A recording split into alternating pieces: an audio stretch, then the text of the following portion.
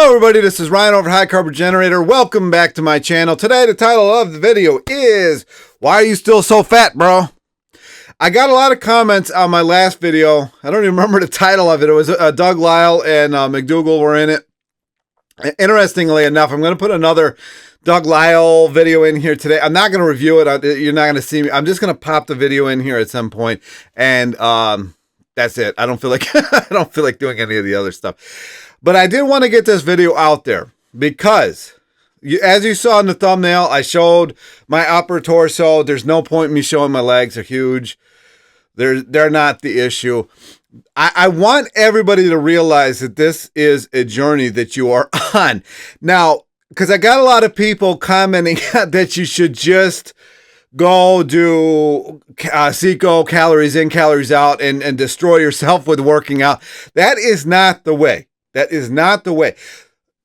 I have done that. A lot of people have done that. A lot of people watch my channel because they did that and it doesn't work. It works in the short term, but as far as long term goes, it's just not going to work.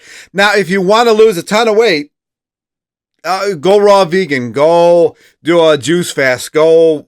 I can't even say water fast. I can't even go there. But go do a juice fast. Go do raw vegan. You'll lose a ton of weight. I'd lose a ton of weight. I would probably be down to my equilibrium. I'd probably be at exactly where I wanted to be.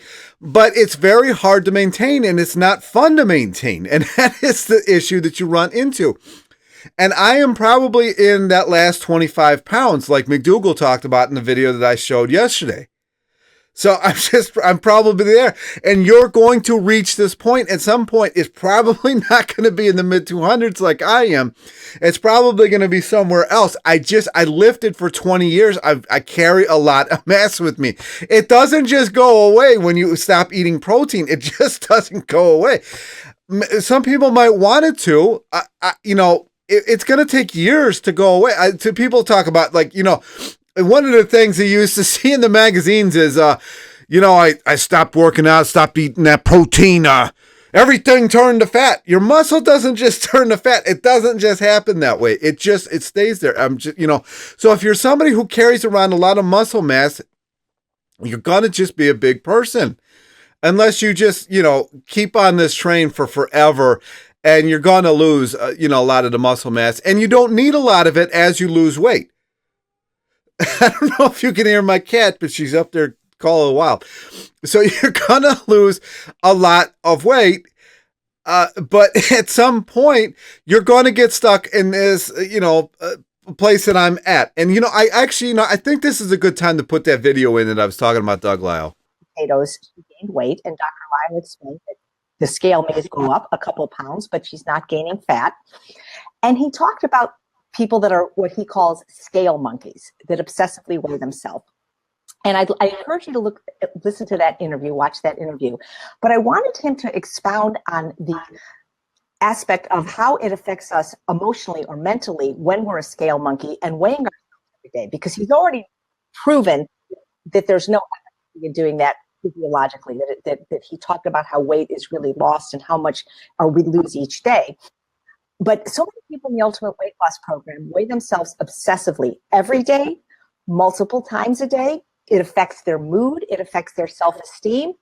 It even affects what they eat. Because what I hear from some of the participants is that, well, if I don't weigh myself, I don't know, how will I know how much to eat? How will I be able to stay on track without the accountability? Some of the people say that if the number is lower than what they hoped, they use that as an excuse to actually eat more, which derails their weight loss efforts. If the number is higher than they wanted, they'll say they use that as an excuse to binge because they're so disappointed. So I lost 50 pounds and kept it off for over 5 years. I didn't even own a scale. So please talk a little bit about how weighing yourself every day can be detrimental to your emotional health and how it's really not helping you lose weight. Yes, very good question. Boy, this is a big one. So this is going to take a little bit of doing to sort of lay this out so that people can understand this. And this, hopefully, we're recording this so they can listen to it multiple times, because there's a lot of little links in the chain here for this. that people need to grasp and get under their hands so that they can slowly work themselves away from this trap. Now, let's talk about why people are weighing themselves every day. Obviously, they are trying to lose weight or maintain their weight, or this is all about their weight, or they wouldn't be weighing themselves. So they're concerned about their weight, and if they're weighing themselves daily or multiple times a day, I know something about their personality already. Okay, we just found out that they are highly conscientious, or they would not be doing this. So they're wanting to do the right thing, and they're trying to really keep on top of it. They're essentially getting a grade every day about whether or not they're doing well or not doing so well. Now, this is a mistake. And so let's back up and figure out why this is a mistake before we go further. So we're going to talk about the facts first, and then we're going to circle around and talk about the psychology of this that's going to be associated with this. So the first issue is the facts.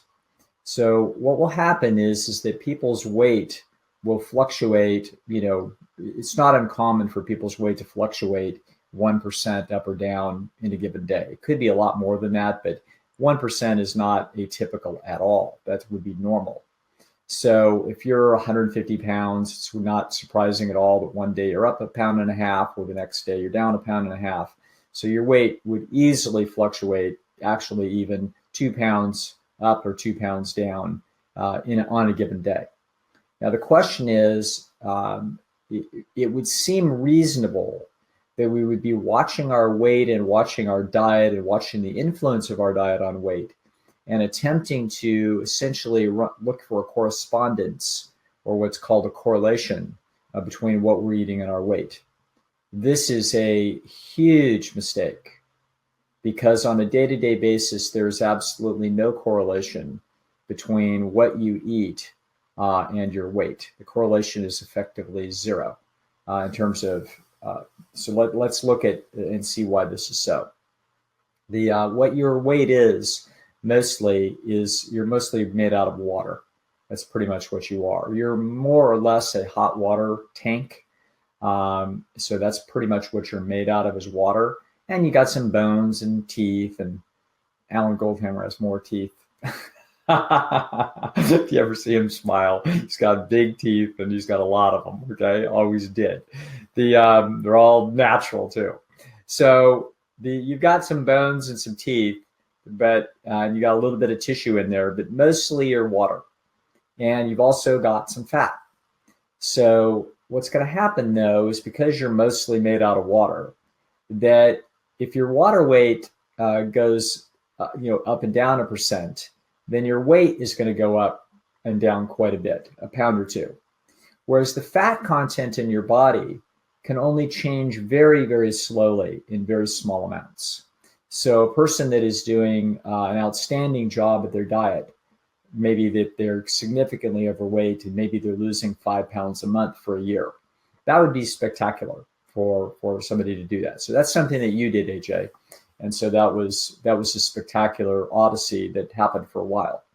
But if we actually look and see what's happening there, that would be 5 pounds in a month, which means we're losing about 80 ounces. So we're losing about 80 ounces a month of fat over about 30 days. So we're losing about, in that case, 2 2/3 ounces. So that's rapid weight loss, is about 2 2/3 ounces. 2 ounces a day is very, very significant weight loss. 1 ounce a day is not trivial. So a person that loses 1 ounce a day for a year is going to lose about 25 pounds in a year. So what I'm getting at here is that from one day to the next, you're not losing a pound. The scale goes down a pound. You didn't lose a pound of fat. If you did a great job at your diet, you likely lost 1 ounce. You may have lost up to 2 ounces.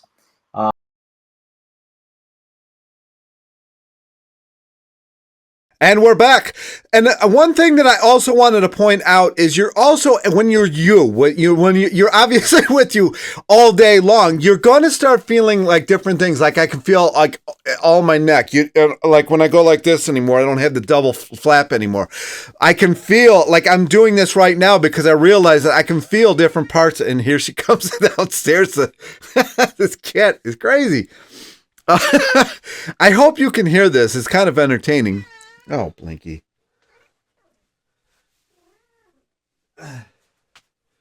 Here she is.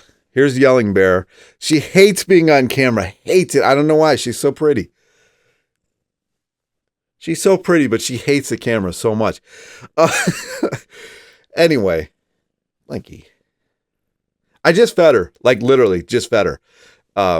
Before I came down here to film this video. Never enough. Never enough. You know, just be gentle with yourself. Don't beat yourself up. You are going to notice different things. Now, if you're not noticing it, chances are something, it does have to change. For me, for example, the thing that I am changing as of today is I'm not putting sugar in my smoothies anymore. And it's not because sugar's bad. It's because I can't drink enough water to digest the sugar that I just ate. So I'm replacing it with dates. And so far, I'm not bloated at all. If you are bloated all day, now there is a lot of die-off that's going to be involved with this. I know that's woo-woo, but there is going to be a lot of die-off that is involved with this. So your gut is going to have a harder time than normal digesting. So you're going to have to drink more water than usual. Even my chiropractor, the one that pointed out the die-off to me, is like, dude, you have to be peeing clear. This guy, you know, I feel like buying a helicopter, even though I couldn't afford one right now, maybe in the future, and just flying to PA just to like go to his, you know, because he was the best chiropractor I've ever had, because he could tell when things were going on with me. It was nuts. Like he could tell when he was adjusting my back and everything, like you didn't eat enough, or your magnesium's low, or this is low. And he was partly the reason why I lost all that weight, because he could tell just by adjusting me. Nobody else has been the back whisperer like this guy, you know, out here. I tell them, they get mad when I tell them about my old chiropractor. I'm like, but they're just not as good, but they can adjust, right? Anyway, so, you know, I could not, I was literally drinking 4 gallons of water a day. It's just like enough is enough. So I'm going to cut back the sugar altogether, other than like if I make my sweet and sour or hot and spicy, whatever sauce or whatever for my rice.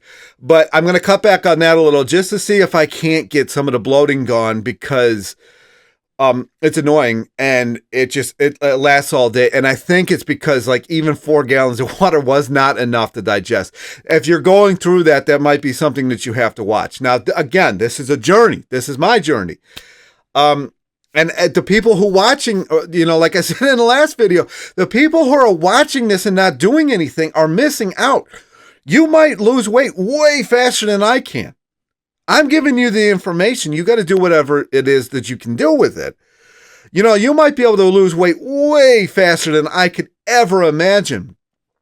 Just because I've done so much of the Seco, I've done so much of this, you know, like juice fasting a little bit. I've done the raw. When you keep going all over the place, it's going to really start becoming an issue because your body doesn't know what to do. Your microbiome's getting all messed up. And I know that's another woo-woo thing. You know, it's all over the place, right? You know, something might be off. Your thyroid might be off. Your testosterone might be off. Your estrogen might be off. There's just different things. This is why I tell people to get your blood test so you actually know where you're going. And sure, you can starve yourself to death and lose weight and exercise yourself to death, but you're going to pay the piper. At some point, that's no longer going to work. It's no longer going to work. And where do you go from there? That is why I'm doing it the slow way, like I am. And I can see it. I can feel it.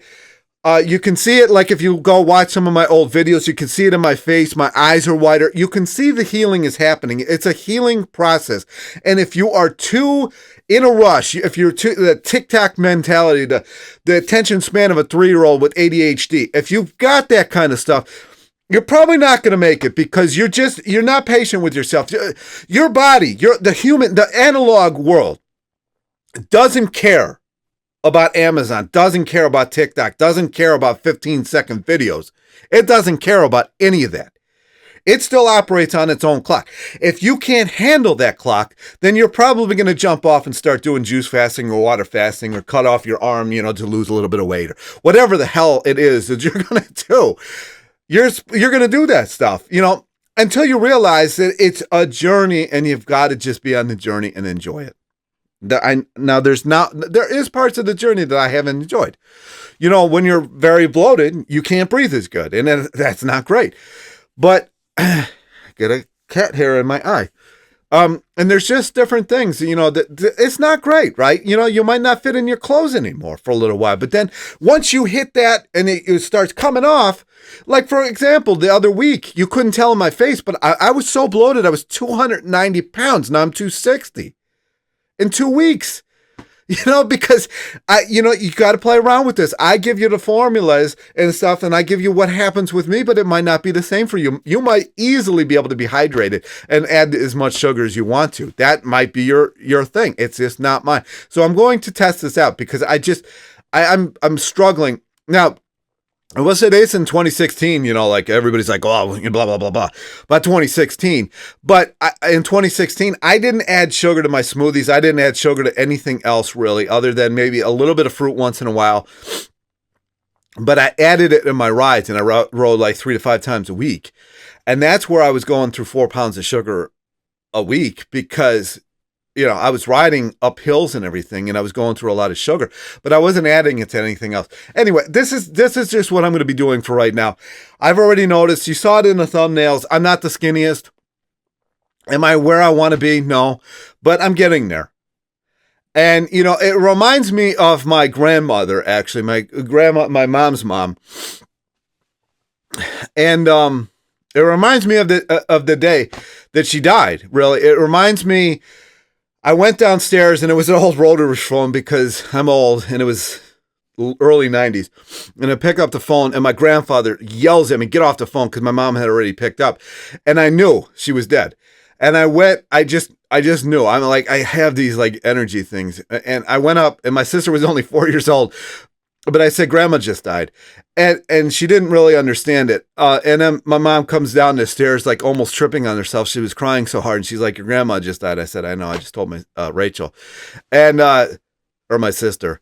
And now I'm getting yelled at by my cat. Anyway, and what happened was she was at her doctor appointment. Her heart literally exploded like a grenade. And she died right there. She was, 60? And they said the reason for this is because she always was yo-yo dieting. She was always skinny fat. And I don't want to go through that. And I can see that happening because I go through the same thing that she went through and then my mom goes through. And, you know, there's certain parts of my family that are the size of my finger, and there's certain parts of them that are 600-pound Johnny. It doesn't make any sense where all the, you know, especially within the same family. But some of us go through it and some of us don't. And I don't want anybody going through the yo-yo that she went through because I don't think everybody's going to have the same result, but you never know. You just never know if you're going to have that result or not. And I'd rather just prevent that. So I'm taking the slow route. I'm taking the more practical route. Honestly, I mean, when you're raw, yeah, I know I've interviewed a lot of raw people on here, but I mean, where do they go? Where do you hang out? You know? Like, if you get to such an extreme, and I know people were yelling at me about being to such an extreme during Lent, and I know I was only doing it for Lent, and it works. It really works good. But when you put yourself in that hole, where do you go? Who do you hang out with? There's like 3 raw vegans probably in the entire state, and none of them are close to each other. So, I mean, what do you do? Where do you go? So, anyways, this is a journey. It's been entertaining. I am going to start making other videos other than this after this. I actually want to talk about vibrational patterns, and I've got a couple titles actually written down here that I'm going to be covering, and that's coming up next. I think that's it. Any comments, questions? Leave them down below. Like, subscribe, share the video, and I'll talk to you next time.